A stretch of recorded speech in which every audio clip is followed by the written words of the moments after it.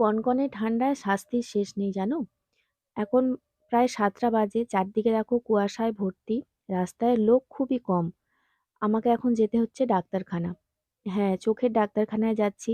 তড়িঘড়ি অ্যাপয়েন্টমেন্ট নিতে হলো ডাক্তারের। কারণ আমার ছেলে চশমা পরে, দেখেছো তোমরা, ওর চোখে মাইনাস পাওয়ার আছে।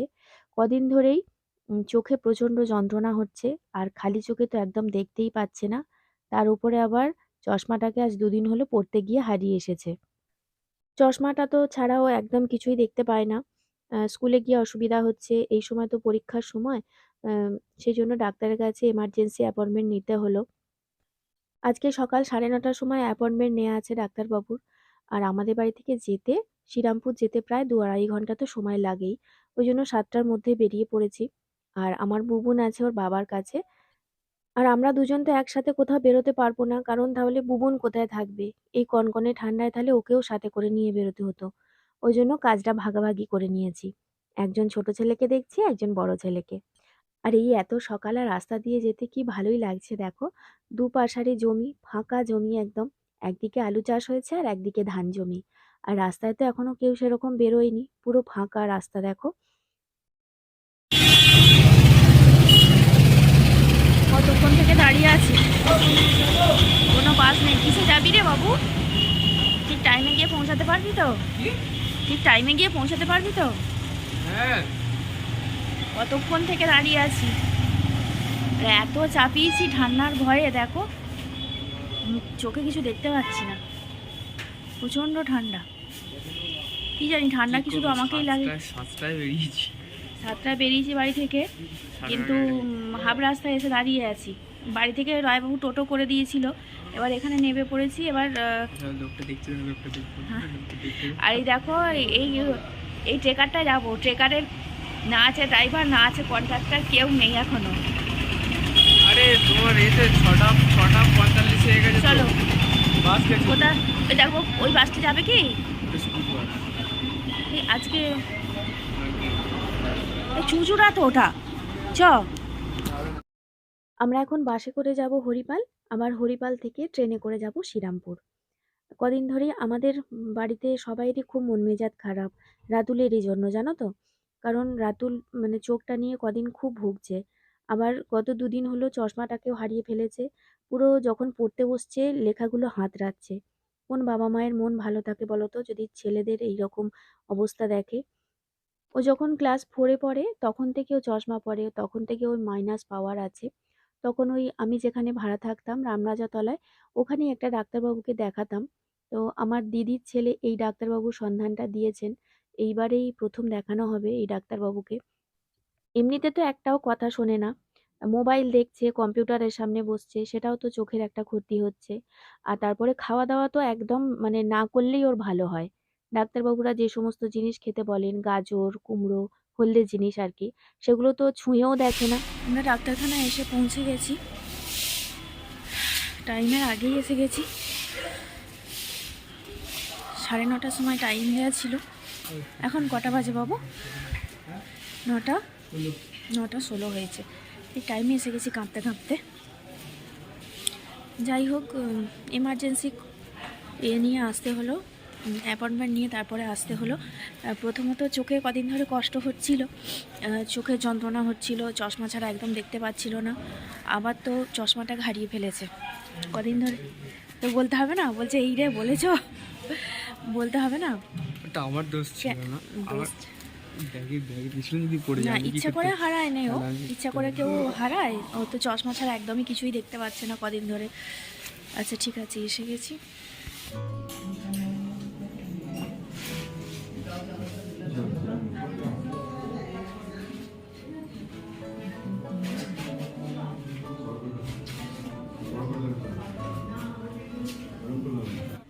ডাক্তার দেখানো হয়ে গেছে আমাদের। অনেক পাওয়ার বেড়ে গেছে, প্রায় ১ বছরেরও বেশি ডাক্তার দেখানো হয়নি। তারপর চশমাটা ২-৩ দিন হলো চশমাটা হারিয়ে গেছে। মানে পড়ে গেছে। বাঁ চোখটায় 4.75 পাওয়ার, আর ডান চোখটায় 3.5 পয়েন্ট পাওয়ার। ডাক্তারবাবু খুব রাগারাগি করছেন। এই ডাক্তারবাবুকে এই প্রথম দেখালাম। এর আগে আমি হাওড়ায় দেখাতাম একজন রামরাজাতলায়।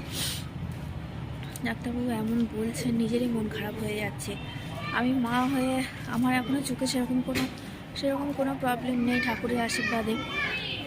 ওর বাবার পাওয়ার আছে, মাইনাস নয়, ওর বাবার প্লাস পাওয়ার আছে। আর এত ছোট বয়সে এতটা পাওয়ার, মোবাইল দেখে দেখে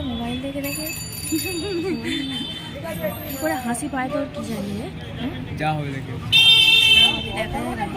ভেবেছিলাম যে শ্রীরামপুরে যখন আসছি একটু কেনাকাটা করব, একবারে চশমা করতে দিয়ে চলে গেলাম। আমি কি দেখতে পাইনি। চলো, সে ডাকেও তো বলছি তুই খালি চোখে কি করে দেখছিস, তো দেখতে পাওয়ার কথা না, তোর চোখে যা পাওয়ার। না, আমি তো এতক্ষণ তো দেখে দেখে দেখতে আসছিলাম, এতক্ষণ তো আমি ভালোই ছিলাম, চোখের ড্রপ করতে সব ব্লার হয়ে গেল। ভেবেছিলাম যে সরস্বতী পুজোর জন্য কিছু কেনাকাটা করে নিয়ে যাবো ওদের 2 ভাইয়ের। ওই তো টোটো করে স্টেশনে যাব, কিন্তু একবারে এখানে করতে দিয়ে গেলাম, চশমা করতে দিয়ে গেলাম। চশমায় প্রায় 2,000 টাকা মতো নিল। সেই কোন সকালে বেরিয়েছি বাড়ি থেকে একটুখানি ছাতু খেয়ে, মানে এত ঠান্ডা, জলে খেতে পারিনি, গরম জলে একটুখানি ছাতু খেয়ে খালি বেরিয়েছি। খুব খিদে পাচ্ছে। ইচ্ছা ছিল যে একটা দিন যখন বেরিয়েছি একটু নিশ্চিন্তে, মানে ছোটোটাকে বুবুনকে রেখে এসেছি তো বাবার কাছে, ওই জন্য একটুখানি নিশ্চিন্তে ছিলাম। আর ভেবেছিলাম এখানে বেরিয়েছি একটা দিন, একটুখানি কেনাকাটা করব, খাওয়া দাওয়া করবো, ঘোরাফেরা করব। এরকম করে তো দেখাতে এসছো না ঘুরে বেড়াতে এসছো? এরকম তো বেরোনোর সুযোগ তো হয় না। দেখেছো তো তোমরা, সারাদিন বাড়িতেই থাকি, বাচ্চাদের নিয়েই থাকি। একটা দিন যখন বেরিয়েছি একটুখানি ওদের সরস্বতী পুজোর জন্য কিছু কেনাকাটা করব, কিছু করব, কিন্তু এমন মনটা খারাপ হয়ে গেল। ডাক্তারবাবু বকাবকি করছে, যে চশমা করাচ্ছে সেও বলছে তুমি খালি চোখে দেখছো কি করে। আর মনটাও ভালো নেই, আর চশমাটা করাতে গিয়ে অনেকটা টাকা বেরিয়ে গেল। এবার যেন মনে হচ্ছে মানে বাড়ি যেতে পারলে বাঁচি। কিন্তু পেট শুনছে না, পেট খালি চুই করছে, ভীষণ খিদে পাচ্ছে। বললাম যে কচুরি খা, বলে যে না হরিপালে গিয়ে খাবো। রায়বাবু জিজ্ঞাসাও করছিল যে 9:30 যদি ডাক্তার দেখানো হয় তাহলে কখন ফিরবে, রান্না করবো কিনা। আমি বলে এসেছিলাম যে আমাদের ফিরতে একটু দেরি হবে, আমরা একটু ঘোরাফেরা করে তারপরে আসবো। এখন আবার ফোন করে বললাম আমাদের রান্না করবে, আমরা বাড়ি ফিরছি।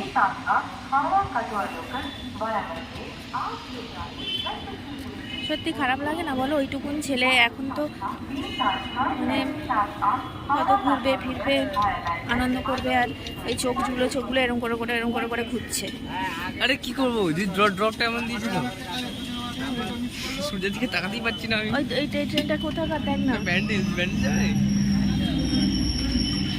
আর অত কিছু যন্ত্রপাতি দিয়ে দেখছে, নিজেরই খুব খারাপ লাগে। চলো কি খাওয়া যায় দেখি, মন খারাপ বলে তো পেটকে কষ্ট দিয়ে লাভ নেই। কিসে অত চিন্তা কিসের? হ্যাঁ, যার যে পেশেন্ট, যে চশমা হারিয়েছে সে বিন্দাস ঘুরে বেড়াচ্ছে, আর যার মা, পেশেন্টের মা, সে মুখ গোমড়া করে বসে আছে। পেশেন্ট তো বাচ্চা, সে কি বোঝে? তার চোখের যে কি অবস্থা, শরীরের যে কি হাল, তাকে যে করে খেতে হবে সেটা তো আর পেশেন্ট জানে না। পেশেন্ট ভাবছে বোধহয় সারা জীবন আমি এইরকমই বাপের হোটেলে থাকবো, মা ভাত বেড়ে দেবে খাবো। পেশেন্ট তো বাস্তবিক বুদ্ধি তো কিছু নেই পেশেন্টে। সেটাই শ্রীরামপুর স্টেশনে বলতে হয়, বাস্তব জ্ঞানটা শ্রীরামপুর স্টেশনে দিতে হবে, বাড়ি থেকে দিলে তো না। এই তো বলছি তো, পেশেন্টের তো সেরকম বাস্তব বুদ্ধি তো আর কিছু নেই যে আমাকে নিজের ব্যবস্থা নিজেকে করে তারপরে খেতে হবে, সেরকম নিজের শরীরটাকে সেরকম সেই জন্য সুস্থ রাখতে হবে। তুমি হেঁটে যাচ্ছ তো কোথাও, প্ল্যাটফর্ম তো শেষ হয়ে গেল। ভাবছি বোধহয় ওইরকমই 12 মাস আমাকে বাবা খাওয়াবে আর আমি খাবো বসে বসে। এই সামনের দিকে চলো, সামনের দিকে কেন কি হলো? সামনের দিকে চলো, তারকেশ্বর বলা আছে ছোট। না খাওয়াতে হবে না, অনেক কষ্টে একটা করে বিস্কুট কিনেছি, বিস্কুট কিনে খেতে পাচ্ছি। এরকম শীতকালে জানুয়ারি মাসের ঠান্ডায় কত লোক কত পিকনিকে যাচ্ছে, কত কিছু খাচ্ছে, আর আমাদের পিকনিক দেখো ডাক্তারখানা আর শুকনো বিস্কুট, সবটাই কপালের ওপরে নির্ভর করে, জানো তো।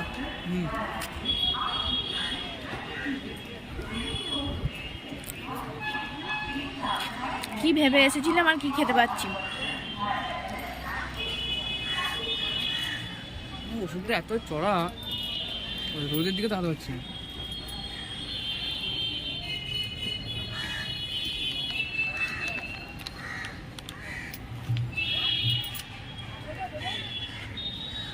হরিপালে এসে গেছি, এবার আমরা বাবু ওই তো পেয়ারাটা বসেছে, ওটা খাওয়াবি আমাকে? এটা খেতে খুব ভালো লাগে, খাবি? 100 গ্রাম কত দাদা? 100 গ্রাম 12 টাকা। 100 গ্রাম পেয়ারা তো হবে না। আর কত হবে ওটা, মানে একটা পেয়ারা কত হবে? একটা পেয়ারা 150 উপরে। আচ্ছা ঠিক আছে, 200। আমি হিসাব নিকাশের জন্য 100 দিয়ে জিজ্ঞাসা করলাম, একটা পেয়ারা দাও কত হয়। বেশ বড় দেখে দেবে যেন দুজনের হয়ে যায়। ঠিক আছে। কিন্তু এইটা আগে খেলে তো মুড়ি খেতে পারবো না, কিন্তু এই যা খিদে পেয়েছে শুধু এইটাতে হবে না আমার, আগে মুড়ি খাবো। প্লাস্টিক নিয়ে না, হ্যাঁ প্লাস্টিক নিয়ে প্যাক করে নি। না, আমাদের এই দুটো দাও। আচ্ছা আচ্ছা আচ্ছা, সত্যি বলছো নাকি দাদা? তাদের গলা গলা ভারী। না, এই দুটো আমাদের দাও, দুটো আলাদা আলাদা করে দেবে। হ্যাঁ, একটা আমার ছেলের, একটা ও আমার। আচ্ছা, আমি কালকে রাতে তোমাকে ফোন কত হলো? করেছিলাম, ফোন সুইচ অফ ছিল। চা ধুয়ে নাও ভালো করে। কি বলছো? 42 টাকা হয়েছে।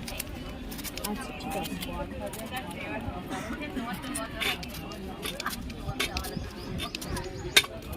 এই রকম পেয়ারা মাখা দেখে কার কার জিভে জল আসছে বলো? আমার তো জিভে জল এসে গেছে অলরেডি। আর আমার তো এটা খেতে ভীষণ ভালো লাগে। আর অনেক জায়গায় পেয়ারা মাখা বা পেয়ারার আচার এইরকম খেয়েছি আমি, কিন্তু এই যে হরিপাল স্টেশনের এই পেয়ারা মাখাটা আমার কিন্তু দারুণ লাগে। আর আমার রাতুল বা রায়বাবু যখন এখানে আসে তখন কিন্তু এখান থেকে আমার জন্য কিনে নিয়ে যায়। আমি বাড়িতে যতই চেষ্টা করি না কেন, আমি চেষ্টা করেছি অনেকবার, কিন্তু এই রকম টেস্ট আনতে পারি না। প্রচণ্ড খিদে পেয়েছে, আগে মুড়ি খেতে হবে জানো তো, শুধু এই পেয়ারার আচার খেয়ে পেটটা ভরবে না, আগে পেটটা ভরে মুড়ি খাবো, তারপরে পেয়ারার আচার খাবো। এই যে আমার রাতুলের ফেভারিট দোকান, এটা একটা চায়ের দোকান। এখানে ঘুগনি মুড়ি, ঘুগনি পরোটা এইসব হয়েছে। তা মুড়ি তো রোজই খাই বলো বাড়িতে, আজকে ভাবলাম আজকে একটু পরোটাই খাই। আমি ঘুগনি দিয়ে পরোটা খাচ্ছি, আর আমার রাতুল ঘুগনি দিয়ে মুড়ি খাচ্ছে।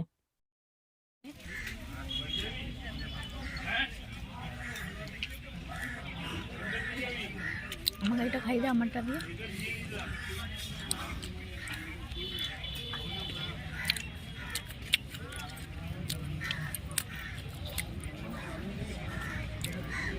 সে একবার নিয়ে গেছিলাম মামা তোমার। বাড়িতে এসে গেছি আমরা, এই যে আমাদের বাঁশ বাগান, আমাদের সেই ফেভারিট প্রিয় বাঁশ বাগান। আমরা এসে আর ফোন করতে হবে না, বাবাকে আর ফোন করতে হবে না তো। আর যা পেট ভরে খেয়ে দিয়ে এসেছি, ঘুগনি পরোটা, তারপরেতে পেয়ারা মাখা, একদম পেট ডাম্বেল হয়ে গেছে। রায়বাবু যদি আজকে কিছু আর খেতে নাও দেয় অসুবিধে নেই, শুধু একটু ঘুমের অভাব, অনেক ভোরবেলা উঠেছি। এই কনকনে ঠান্ডায় উঠতে ইচ্ছা করছিল না। ঠিক আছে, যদি গিয়ে দেখি যে ভিডিওটা অনেকটা হয়ে গেছে, 15 মিনিট 20 মিনিট হয়ে গেছে, তাহলে আর ভিডিওটা বাড়াবো না আজকে। আর না হলে তোমাদের সাথে আবার দেখা হবে। আর যদি দেখি যে অনেকটা হয়ে গেছে, তাহলে আজকে আর এখানেই শেষ করে দেবো। ঠিক আছে, আজকে রায়বাবু নিজের হাতে কি রান্না করেছে তোমাদের সেটা না শেয়ার করে পারলাম না। সবাই বউ রান্না ভাত খায়, আমি আজকে বর রান্না ভাত খাবো। দেখো, পুরো পুষ্টিকর জিনিসে ভর্তি তরকারিতে। যেহেতু ছেলেকে গাজর খেতে বলেছে, সেই জন্য আজকে এইসব দিয়েই তরকারি বানিয়ে ফেলেছে। ছেলে খাবে না, ছেলের বাবাও শুদ্ধ খাবে। বিট, গাজর, কড়াইশুঁটি সমস্ত পুষ্টিকর জিনিস দিয়ে। চলো তাহলে ভাত খেয়ে নিই, আর আজকে ব্লগটা এখানে শেষ করি। খুব জোর খিদে পেয়েছে গো।